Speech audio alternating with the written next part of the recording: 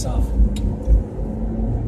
We're nearing the end of the current season, and it's been a good season. It's a very good season. I like this season. We love all the seasons. True, but this season especially has been, I don't know, they've just had some really great makeups this season.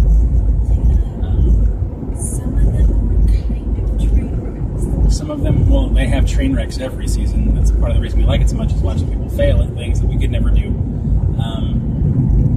But that's a little mean. It is, but it's us. Yeah. But just in general, good show. And for those of you who don't know, Face Off is a reality contest show on the Sci-Fi Channel where makeup artists for movies compete for a $100,000 something like that. I think so. Yeah. Winner at the end of the season. In a car, also. Indeed, love the cars. Winner is crowned in the finale when the final three do this elaborate, usually three-person makeup job.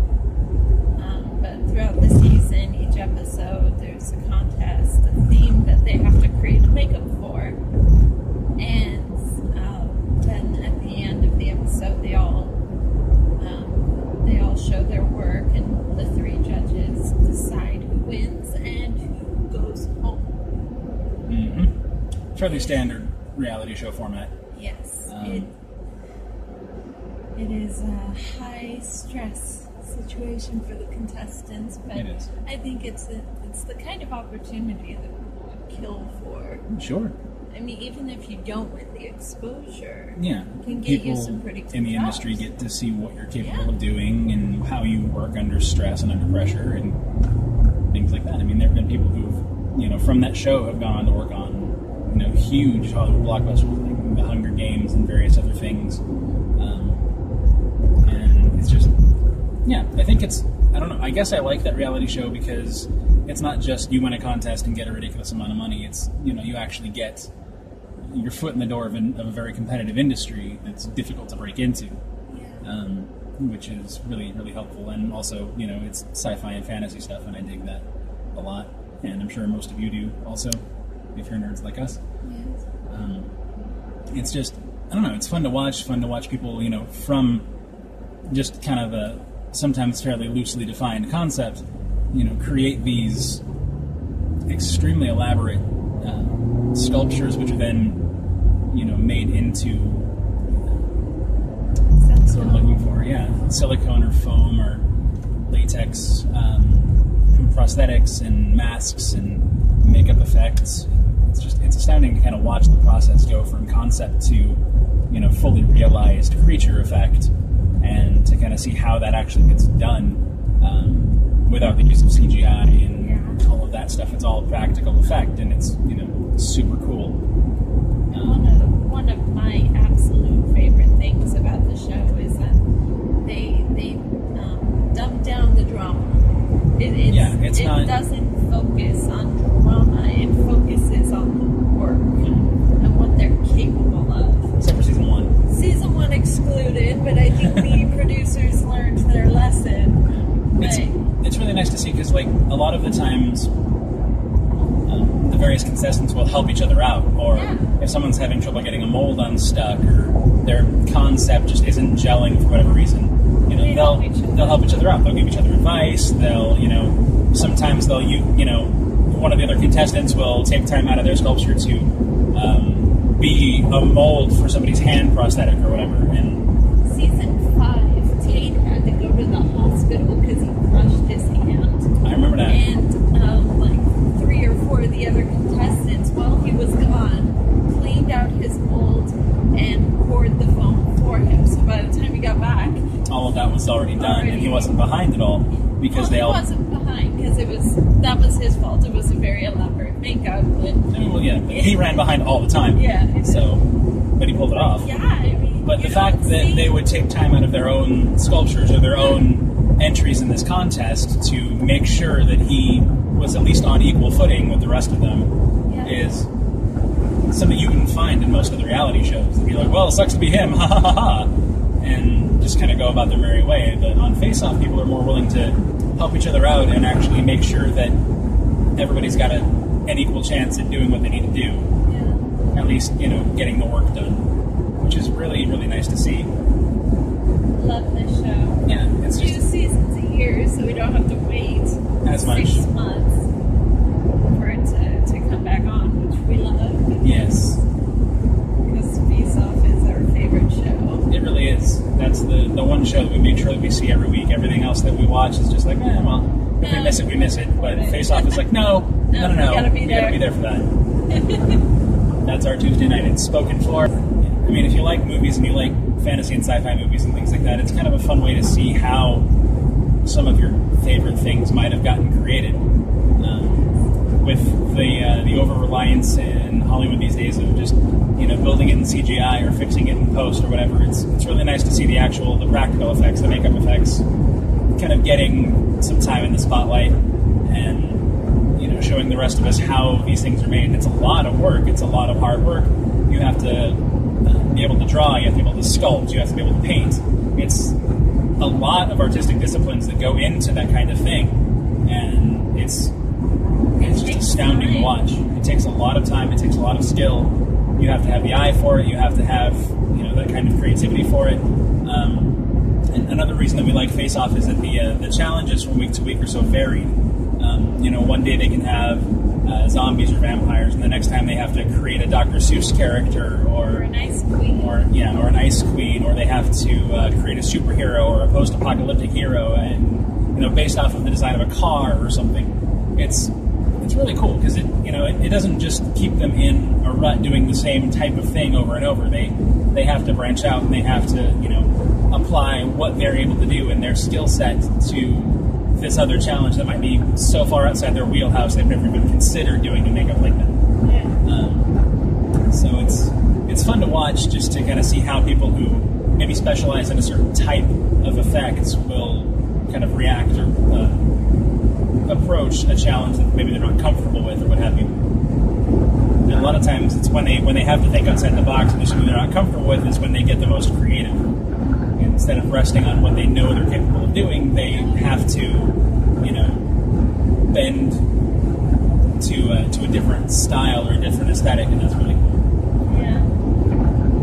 And they are not allowed to bring pearls. If they go off the theme at all, the judges will just rip them apart for it. Generally speaking, yeah. The most brutal part of the show is not like interpersonal drama, it's the critiques from the judges. Yes. They do not hold back. No. Because, I prefer that.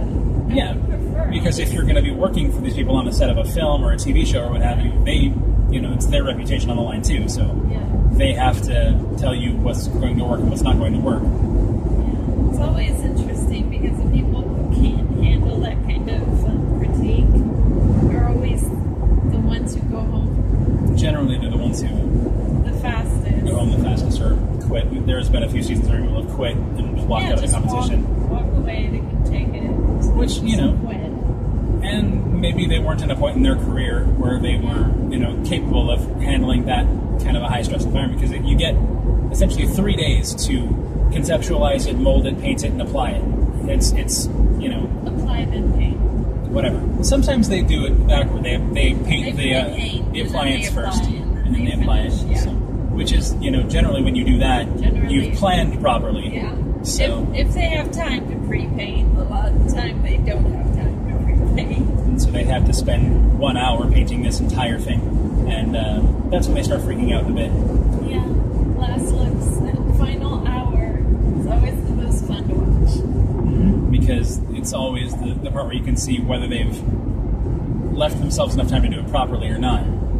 The judges in the show will often say that you can hide a bad sculpture or a bad design with a good paint job, but you can never hide a bad paint job. You can never hide a bad paint job. And your design might be great, your sculpture might be great, and if you screw it up with the paint, it's going to look like crap. Yeah, every time. And that's a shame, because a lot of times people have gone home for that. Like, they've had a great sculpt or a great design, but the paint just wasn't up to snuff, and it hid all of the good stuff that they put in the sculpture, and people have gone home for that. Sucks for the people who everyone knows they're really good artists and they become the favorite one off week and they could go home. Yeah. There's no, every once in a while they'll do like an immunity challenge where they can't be eliminated that week, but it's very rare that that happens on the show. So you could have been, you know, the winner of every challenge, and then if you just have one off challenge where it just doesn't come together, that could be it for you, despite what you've done previous to that. Yeah. So it's no one's ever really, really safe, which is another thing I kind of like about the show, is that it doesn't, you know, there's never any, you know, one person who's a clear-cut winner. There have been a few seasons where it's just like, yeah, it's probably going to be them, and sometimes it is.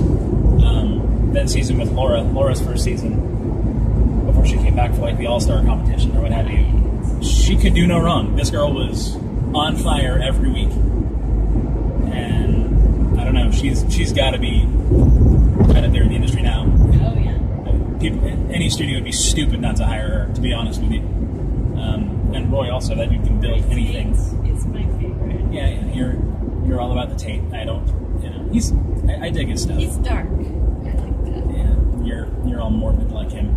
Yes, I am. But I mean, it's not like I don't like the dark stuff. I mean, the most recent challenge just this past Tuesday was fungus zombies. People were being taken over by various fungal growths, like the cordyceps fungus, and turned into zombies and stuff like that. And it was like that, you know, that was, I think, my favorite challenge so far this year. The week before last, they did a kind of a Four Seasons theme where they brought in the like a professional dance choreographer, and their makeups had to be able to withstand a dance choreography.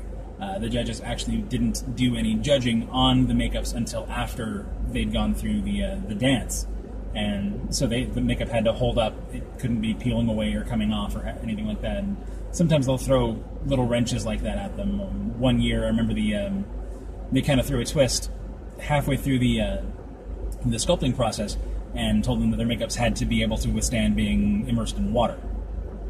And they did the whole kind of the Cirque du Soleil aqua thing. I love that. It was a great challenge. It was like, oh, by the way, you have to your makeup can't come off in water. It has to what? be waterproof. It has to be waterproof makeup. Or there was one challenge, I think last season maybe, or the season before, where they were making demons, and in the middle of the challenge, they basically the twist was that hell had frozen over, and their demons had to be ice demons now. So they had to change the color palette. Some of them had to change design elements or redo some of the sculpture, and you know, so they'll because throw that at you. and they'll throw that at you because that happens on a movie set. The director will be like, "Well, I'd like to maybe do this," and then you have to change your concept, and that is quickly. Yeah, very quickly, because you're on a shooting deadline, so you've got to get it done, and you've got to get it done quick. So that's something that I like, is that it's not formulaic in the sense that it's always the same steps every time. They will throw weird twists at you, or just kind of mess with the contestants, I guess, for lack of a better phrase, just to see how they react under pressure, how they react to changing circumstances that might change their entire concept or design, just to see if they can do that in the real world, which is, like I was saying earlier, it's nice to see that, because that's how it's going to be when they're working in the industry that they're trying to get into. It's not always going to be, oh, take your time, get it to me when you get it to me. It's, okay, I need this in 3 days, can you do it or not? Yeah. So it's really cool to see a reality show that's not just focused on, you know, people's personalities or how much drama they can create or this or that. It's actually about, okay, who's going to survive in this industry, who can actually do the work consistently with a high level of quality in the time frame necessary, who can react to these types of changes the best, things like that, to actually get their foot in the door of an industry that's, like I said, really competitive and hard to break into, and one that I have no business getting anywhere near. I don't have any sort of artistic talent in that regard at all. Yeah, you have to be creative. You have to be very skilled, and you have to undergo pressure with grace.